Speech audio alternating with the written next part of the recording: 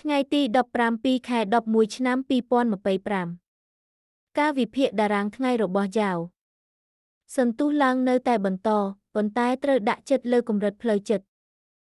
យ៉ាវបានបើកនៅ47.0.527ក្នុងវគ្គនេះដោយមានមកនៅកម្ពស់47.345តែជាសញ្ញាបង្ហាញថាសម្ពាធឡើងនៅតែជាប្រធានបទចម្បងជាមួយនឹងទាំងខ្សែនិងខេសស្ថិតក្នុងស្ថានភាពឡើងយ៉ាងរឹងមាំផ្លូវដែលមានការតស៊ូតិចបំផុតនៅតែបង្ហាញទិសឡើងបើសិនជាសន្ទុះនៅតែខ្ពស់ជាងតម្លៃបើកទ្វារអ្នកទិញត្រូវបានគេរំពឹងថានឹងរុញឆ្ពោះទៅរកការតស៊ូដំបូងនៅម៉ាសាមសឹបប្រហែល47.235បន្ទាប់មកធ្វើមួយនៅ47.253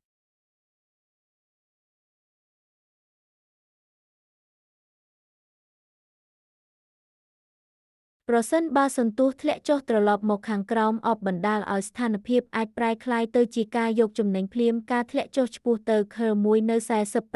45.900ក្លាយជា probability ដែលមានន័យថាការបំបែកកម្រិតផ្លូវចិត្តគន្លឹះ47.000ម្ដងទៀតប្រសិនបើវាកើតឡើងអារម្មណ៍ក្នុងថ្ងៃអាចទំនោរទៅរកការធ្លាក់ចុះរហូតដល់អ្នកទិញរក្សាការគ្រប់គ្រងម្ដងទៀត